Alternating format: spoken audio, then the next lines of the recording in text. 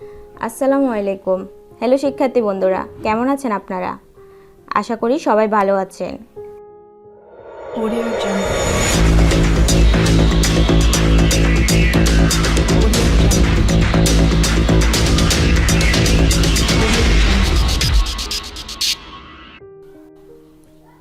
স্বাগতম Feni homeopathic medical কলেজের আরও একটি অনলাইন ক্লাসে। আপনাদের সাথে রয়েছি আমি ডাক্তার মাহমুদা সুলতানা মারজান, প্রভাষক ফেনী হোমিওপ্যাথিক মেডিকেল কলেজ ও হাসপাতাল।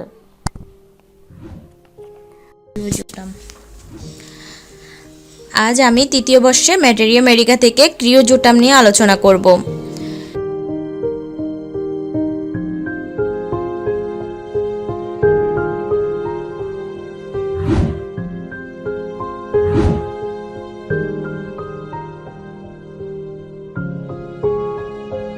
প্রথমে আমরা জানব ক্রিওজোটামের সমনাম। Creosote, ক্রিওজোটি, hydrate of phenyl would টার। উৎস, হাইড্রেট অফ ফিনাইল। এরপর জানবো আমরা প্রস্তুত প্রণালী। 2 ভাগ ওজনে হাইড্রেট অফ ফিনাইল 9 ভাগ ওজনে তীব্র সুরসরের সহিত দ্রব করে মূল অরিষ্ট প্রস্তুত করা হয়। জার্মানি ডাক্তার সিরবিয়াস এবং ইতালি ডাক্তার ওহল এটা প্রুভ করেন। ক্রিয়াস্থল, শ্লেষিক ঝিল্লি, লসিকা, দাঁত, চর্ম, পরিপাকতন্ত্র ও স্থিরযন্ত্রের উপর এর বিশেষ ক্রিয়া। প্রয়োগক্ষেত্র, যাদের দাঁত উঠবার সঙ্গে সঙ্গে ক্ষয়প্রাপ্ত হয়, ভীষণ শীতকাতরে, জরায়ু, রোগাগ্রন্থা নারী, ক্ষীণকায় দেহ, বয়সের অনুতাপে ঢেঙ্গা হয়ে তারাই ইহার প্রয়োগক্ষেত্র।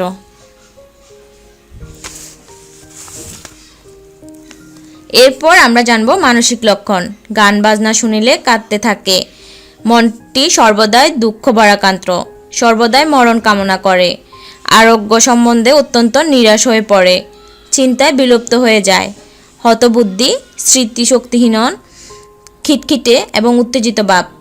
শিশু নানা জিনিসের বায়না করে, অথচ জিনিস পাইবার সঙ্গে সঙ্গে ক্ষুদ্র হয়ে ওঠে।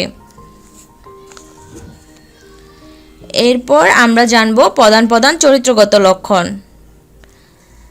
সকল প্রকার স্রাবে অত্যন্ত ক্ষতকর ও দুর্গন্ধযুক্ত, দাঁত উঠবার সঙ্গে সঙ্গে ক্ষয় হয়ে যায়, রক্তস্রাব প্রবণতা, আষাঢ়ে প্রস্রাব, শয়ন অবস্থায় ঋতুস্রাব আরম্ভ হয় কিন্তু বসলে বা হাঁটলে বন্ধ হয়ে যায়, 2 ঋতুর মধ্যবর্তী সময়ে শ্বেতপদরের অতিশয্য, কেবল শয়ন অবস্থায় মূত্রত্যাগ করতে পারে,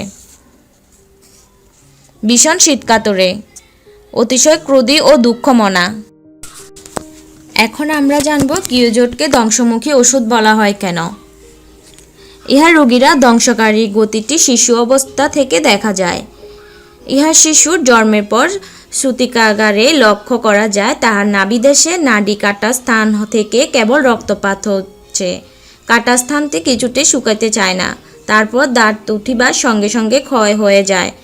এই ধ্বংসকারী গতিটি পরে রক্তস্রাবের প্রবণতা, অতিশয় তৃষ্ণার্ত, মাংসাবিলাসী অথচ জলপান ও মাংস খাওয়ার পরে বমি, যথেষ্ট ক্ষুধা থাকা সত্ত্বেও শীর্ণতা প্রভৃতি লক্ষণ প্রকাশ পায়। অর্থাৎ মানব শরীরে সর্বতোভাবে ধ্বংস করাই ইহার প্রকৃতি। মন থেকে আরম্ভ করে শরীরে এমন কোনো যন্ত্র নেই যার উপর ইহার ধ্বংসক্রিয়া পরিলক্ষিত হয় না, তাই ক্রিওজোটকে একটি ধ্বংসমুখী ওষুধ বলা হয়।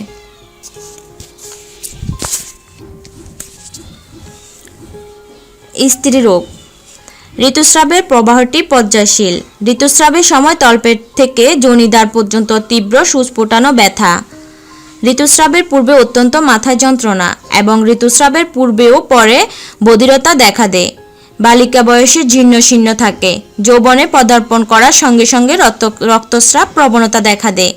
প্রত্যেক ঋতুর সময় বয়ে অস্থির হয়ে পড়ে, ঋতুস্রাব শীঘ্র শীঘ্র হয়, স্রাব প্রচুর কালচে, দুর্গন্ধযুক্ত ও ক্ষতকর, স্রাব যেখানে লাগে সেখানে ঘা হয়ে যায়, শয়ন অবস্থায় স্রাব হয় কিন্তু বসলে বা হাঁটলে বন্ধ হয়ে যায়, ঋতুকালে দাঁতের মাড়ি 2টি ব্যথাযুক্ত হয়ে যায়, পদস্রাব ক্ষতকর ও দুর্গন্ধযুক্ত, ঋতুর মধ্যবর্তী সময়ে শ্বেতপদরের অতিশয্য, ফদস্রাব কাপড়ে লাগলে হলুদ বর্ণের দাগ হয়ে পড়ে। এরপর আমরা জানব শিশু রোগে। শিশুর মেজাজ অতিশয় ক্রোধী। শিশু নানা জিনিসের বায়না করে, অথচ জিনিস পাওয়ার সঙ্গে সঙ্গে রেগে যায় এবং তা ছুঁড়ে ফেলে দেয়। দাঁত ওঠার সময় ভয়ানক কষ্ট হয়। দন্তদমনকালে প্রবল জ্বর ভোগে। আপেক্ষ বমনের প্রাধান্য দেখিতে পাওয়া যায়। দাঁত ওঠার সঙ্গে সঙ্গে ক্ষয় হয়ে যায় এবং খসিয়ে পড়ে। দাঁতে পোকা ধরে এবং তাতে অসহ্য ব্যথা করে। শিশুর মুখ হতে দুর্গন্ধযুক্ত ক্ষয়কর ও লালাস্রাব হয় এবং এই লালা যেখানে লাগে সেখানে ঘা হয়ে যায়। এই জন্য এই শিশুর মুখের কোণেও মুখে ক্ষত হয়। এরপর আমরা হ্রাস বৃদ্ধি দেখব। হ্রাস হচ্ছে উত্তাপে ও বিচরণে।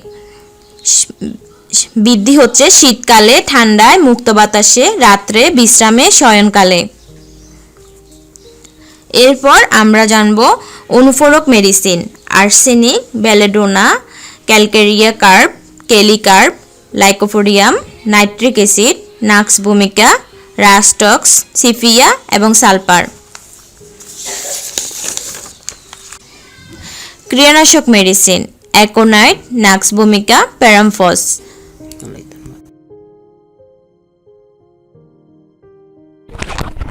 তো প্রিয় শিক্ষার্থী বন্ধুরা, আজ এই পর্যন্ত। পরবর্তী নতুন ক্লাস নিয়ে আসা পর্যন্ত সবাই ভালো থাকবেন, সুস্থ থাকবেন। আল্লাহ হাফেজ।